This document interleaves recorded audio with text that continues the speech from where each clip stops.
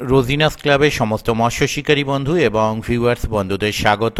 আপনারা দেখতে পাচ্ছেন শিকারী বন্ধু মাছ খেলাচ্ছেন এবং যোগুদা রোদ্দুরের চোটে ছাতা নিয়ে আসতে ভুলে গেছে, তাই গামছা মাথায় দিয়ে বসে মাছ ধরার চেষ্টা চালাচ্ছেন।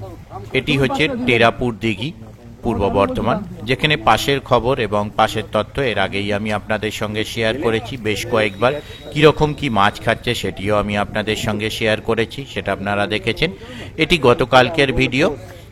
এখানে যে মাছ ধরাটি দেখছেন এটি হচ্ছে মোস্টলি 46 নম্বর সিট ছিল। আমরা টেরাপুর দিঘিতে দেখে এসেছি 48, 49, 50, 1, 2, 3 এই সিটগুলোয় প্রচুর পরিমাণে বড় মাছ ধরেছে, কিন্তু গতকাল সেই রিপোর্টটা ছিল না। যেসব সিটগুলো টপ সিট ছিল সেই সব সিটের রিপোর্ট খুব একটা সুবিধাজনক ছিল না, তবে নেট প্রত্যেকে ভিজিয়েছিল, মাছ প্রত্যেকে পেয়েছিল। কিন্তু যে সিটগুলোই মাছ খায় না সেই সিটগুলোই মাছ খেয়েছিল।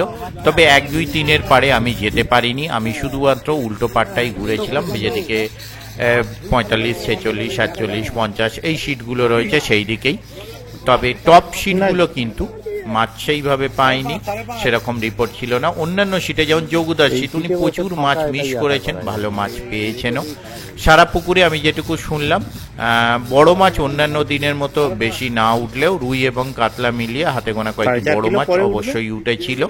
আগামী দিন কিরকম কি মাছ খাবে তা আমি বলতে পারবো না। যারা যাবেন তারা অবশ্যই চিন্তা ভাবনা করে বুঝে শুনে নিজের দায়িত্বে যাবেন, আমার কথাই নয়।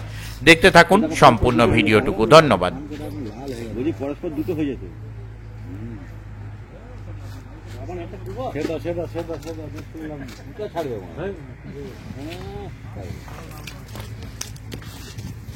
ওইদিকে দেখো, ওসব ঠান্ডা হবে না, আস্তে হাতে কাটা লাগবে।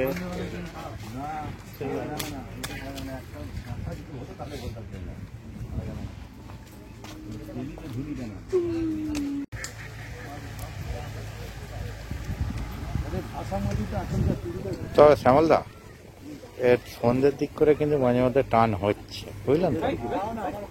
এক ফার্স্ট হাফে বড় মাছের টান হচ্ছে উল্টো দিয়ে, আর সন্ধ্যের দিকে বড়। হ্যাঁ,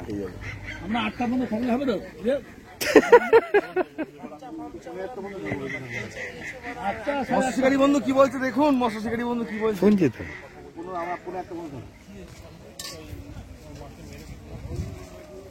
তবে ভালো রেসপন্স।